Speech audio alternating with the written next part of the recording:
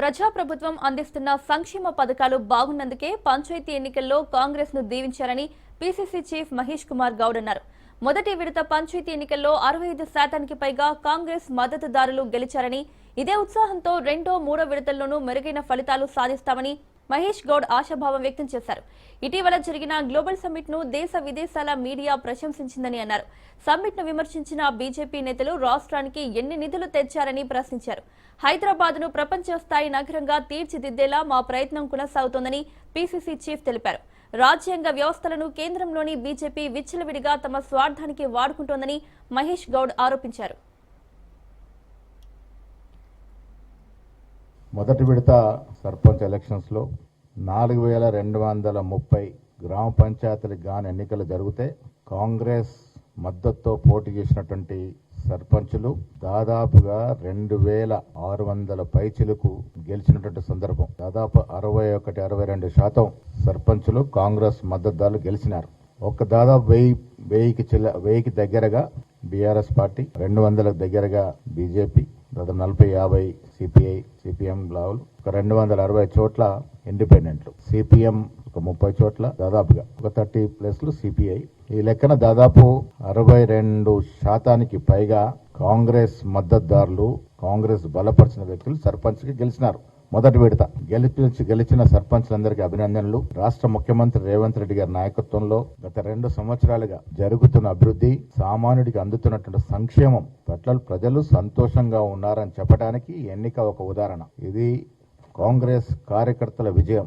రేవంత్ రెడ్డి గారి ముఖ్యమంత్రి గారి నాయకత్వంలో మా మంత్రులు, శాసన మండలి సభ్యులు, శాసనసభ్యులు, పార్లమెంట్ సభ్యులు, కార్పొరేషన్ చైర్మన్స్, సీనియర్ కాంగ్రెస్ నాయకులందరూ కృషి వల్ల ఇవాళ ఇంత పెద్ద ఎత్తున ప్రజలు కాంగ్రెస్ మద్దతుదారులకు పట్టం కట్టినారు.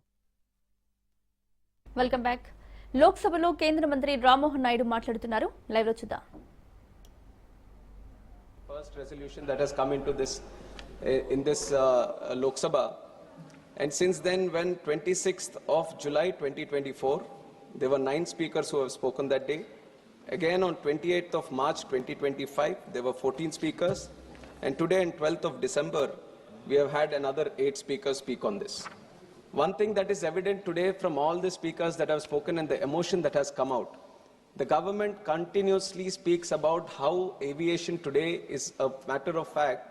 From हवाई चप्पल से हवाई जहाज का जो नारा था, वो सच है, ये साबित होता है जिस भावना से ये सभी लोगों ने यहाँ पे अपनी बात रखी.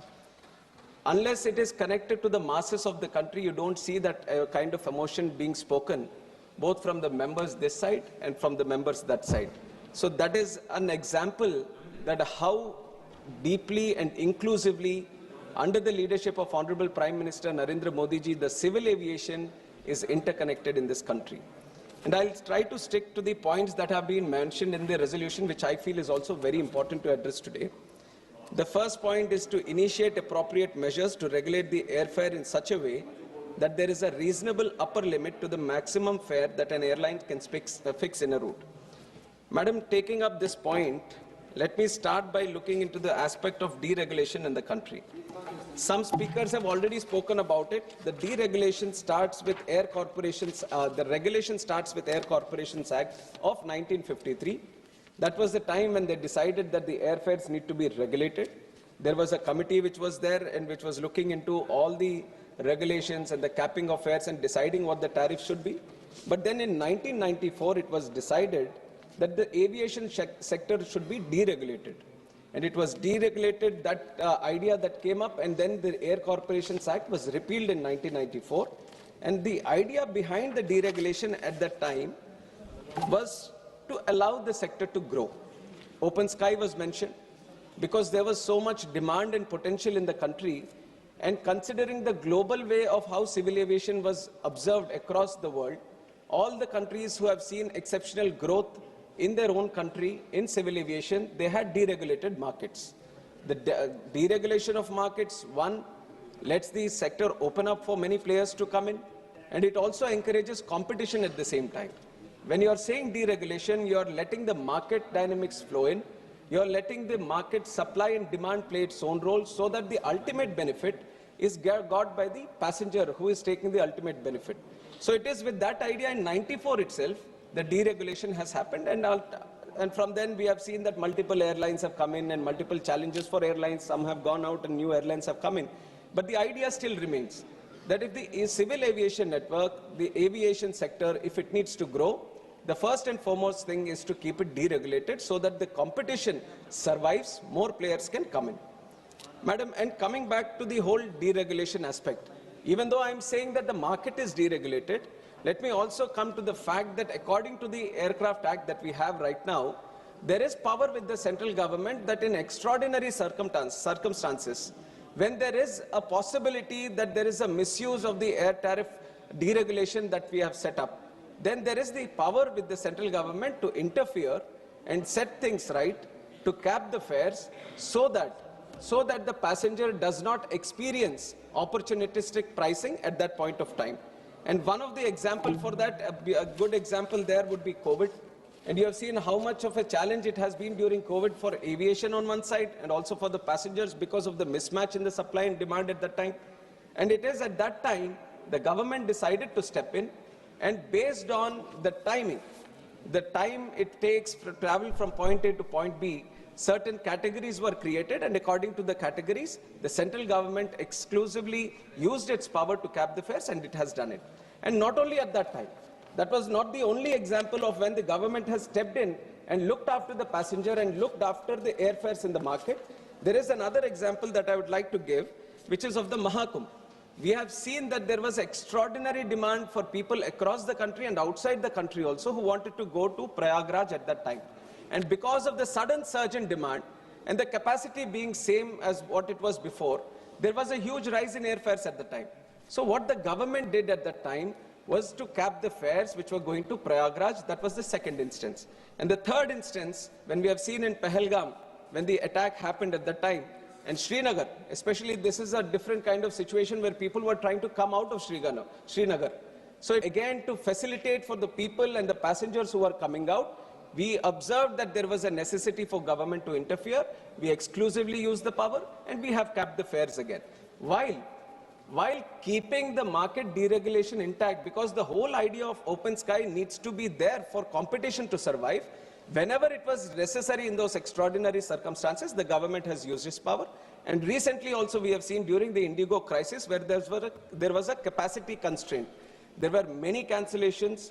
There were many routes where the airlines was not able to operate, because of which there was a capacity constraint. So again, it was observed that if we don't interfere, there could be a rise in airfares. Immediately we have stepped in, we have released an order, and this time we have done the categories based on the distance, and clearly we have communicated to the airlines that there has to be a capping in airfares. I'm mentioning the point saying that because the government has the exclusive power in extraordinary circumstances when they feel that the airfares are rising above the normal and becoming abnormal, then we are taking up that step.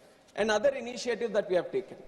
This ministry is continuously connected to the people and listens to the people, takes feedback from the people. And that has been the complete approach of this government, especially under the leadership of our Prime Minister Narendra Modi ji. Alliance Air, still a government entity. It is running ATRs across the country. It is especially running the most important routes in the northeast area, and also many different destinations where it might not be viable for different players to come in. Government has taken it upon itself to run those routes so that the people in those areas also get connectivity. The new initiative, the experiment we have started, this was very recently in October we have started with Alliance Air, was Fare Se Fursat.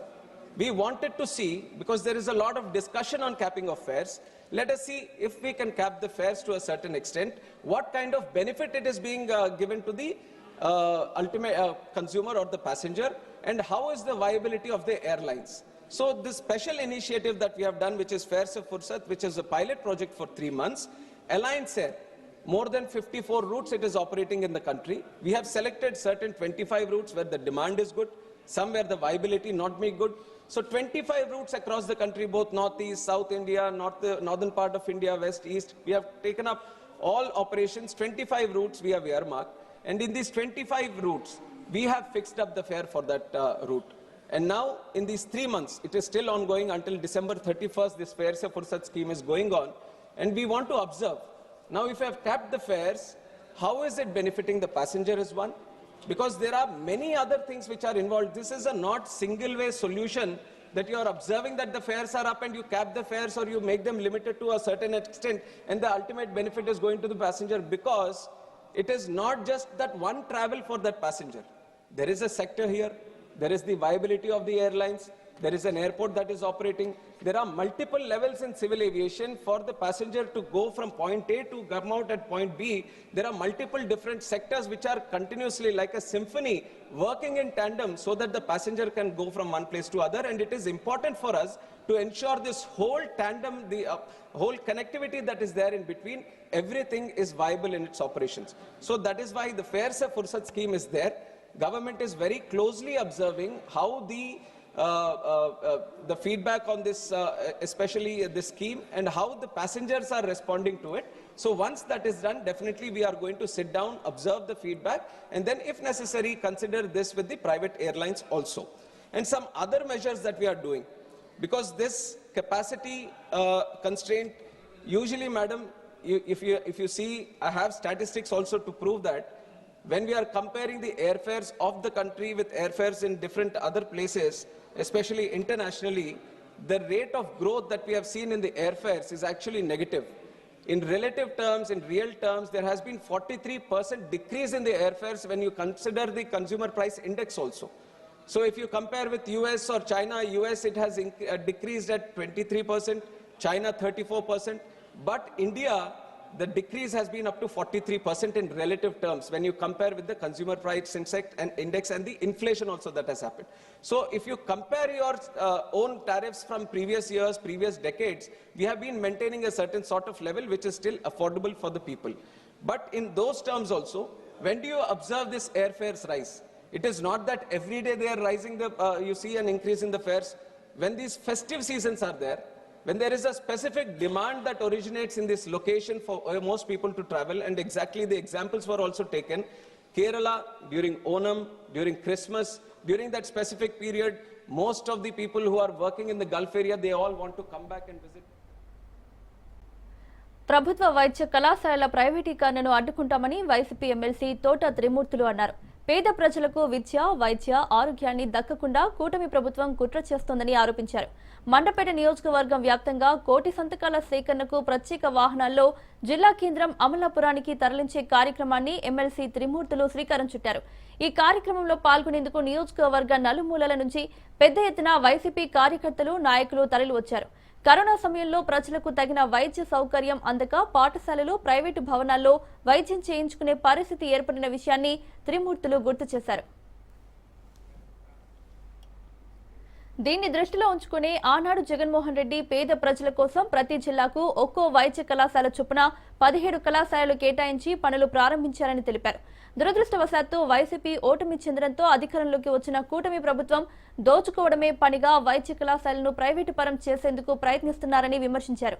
ఈ నెల 15న రాష్ట్ర గవర్నర్ను మాజీ CM Jaganmohan Reddy కలిసి సేకరించిన సంతకాలను అందజేస్తారని అన్నారు. అనంతరం Rajaratna, కలువపువ్వు centre, Ayyappa స్వామి ఆలయం నుంచి బైపాస్ రోడ్ జంక్షన్ వరకు సాగిన ర్యాలీలో ఎమ్మెల్సీ త్రిమూర్తులు పాల్గొన్నారు. రాజమండ్రిలో నియోజకవర్గంలో కలిపారు అనేటువంటిది, రాజమండ్రి జిల్లాలో కలిపారు అనేటువంటి అపోహల్లో ఉంటే అది తప్పు. పార్లమెంట్ వరకు వచ్చేటప్పటికి అమలాపురం పార్లమెంట్లోనే ఈ నియోజకవర్గం ఉంటుంది. రెవెన్యూకి సంబంధించినటువంటి కార్యకలాపాలన్నీ కూడా రాజమండ్రి జిల్లాలో కలిసినట్టు. అంతే తప్పితే ఈ నియోజకవర్గం చాలా మంది అపోహలు ఉన్నారు రాజమండ్రి పార్లమెంట్ లో కలిసింది అనేటువంటి. రాజమండ్రి పార్లమెంట్ లో కలవడానికి ఇది అలాగా నియోజకవర్గాలని మార్చాలి అనుకుంటే ఎలక్షన్ కమిషన్ నుంచి రావాల్సినటువంటి కార్యక్రమం అది. డీలిమిటేషన్ ఆర్గనైజేషన్ జరిగినప్పుడు ఈ రాజమండ్రిలో కలవకుండా ఆపుకోవటానికి అప్పట్లో ఉన్నటువంటి నాయకులు ప్రయత్నం చేసి ఉంటుంటే కోనసీమలో కాకుండా రాజమండ్రిలో ఉన్నాం. 2009లో డీలిమిటేషన్ జరిగినప్పుడు 2009లో డీలిమిటేషన్ జరిగినప్పుడు కోనసీమకి వెళ్ళిపోయింది. ఇది అమలాపురం పార్లమెంట్ నియోజకవర్గానికి వెళ్ళిపోయింది. మొన్న జగన్మోహన్ రెడ్డి గారి ప్రభుత్వంలో పార్లమెంట్కి ఒక జిల్లా చేయాలన్నారు కాబట్టి ఈ మెండపేటను తీసుకెళ్లి రాజమండ్రిలో ఏమి అమలాపురం పార్లమెంట్లో కలపలేదు. పార్లమెంట్ యూనిట్ అది. పార్లమెంట్ యొక్క యూనిట్గా పార్లమెంట్లో ఉన్నటువంటి 7 నియోజకవర్గాలు ఆ జిల్లా హెడ్ క్వార్టర్లో ఉండాలి కాబట్టి జిల్లా హెడ్ క్వార్టర్గా అమలాపురం చేశారు కాబట్టి ఇది ఆ సందర్భంగా అక్కడికి వెళ్తే జరిగింది. ఘంటసాల ది గ్రేట్ సినిమాను నిలిపివేయాలని నిర్మాత గాదె వెంకట భాస్కర్ న్యాయస్థానాన్ని ఆశ్రయించారు. ప్రముఖ సంగీత దర్శకుడు ఘంటసాల వెంకటేశ్వరరావు జీవితం ఆధారంగా తెరకెక్కిన బయోపిక్ చిత్రం. ఈ నేపథ్యంలో రిలీజ్ కు సిద్ధమవుతున్న సినిమాపై నీలినీడలు అలుముకున్నాయి. చిత్రానికి అనుయుక్త రామ్ ప్రొడక్షన్ బ్యానర్ పై Chittajallu Ramarao director, screenplay వహించగా గాదె వెంకట భాస్కర్ నిర్మాతగా వ్యవహరించారు.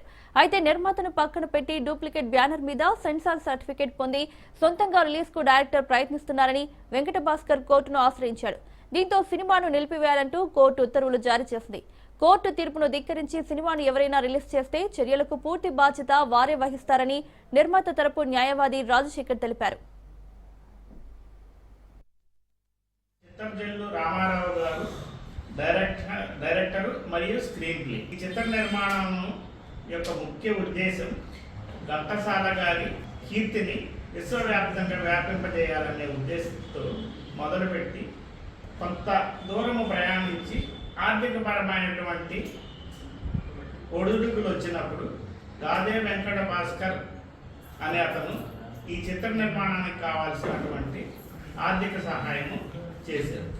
అయితే సినిమా పూర్తయిన తర్వాత ఈ ఆర్థిక లావాదేవీలలో వీళ్ళిద్దరి మధ్య పొరపచ్చులు వచ్చి పెద్దలు మరియు శ్రేయోభిలాషుల సమక్షంలో ప్రారంభ కార్యక్రమాన్ని గాదె వెంకట భాస్కర్ కోర్టులో ఛాలెంజ్ చేయగా శ్రీ 4వ senior civil judge court LB Nagar Rangareddy జిల్లా కోర్టు వారు ఈ చిత్ర నిర్మాణంను నిలుపుదల చేస్తూ ఈ దావా తేలేంత వరకు ఎటువంటి ప్రదర్శనలు చేయరాదని ఉత్తర్వులు ఇచ్చినారు. ఆ ఉత్తర్వులు పట్టి ఈ కేసు గురించి వివరాలు తెలియజేయాలని మరియు ఈ కేసు ప్రదర్శన ఈ చిత్ర ప్రదర్శనను నిలుపుదల చేయమని కోర్టు ఇచ్చిన ఉత్తర్వుల గురించి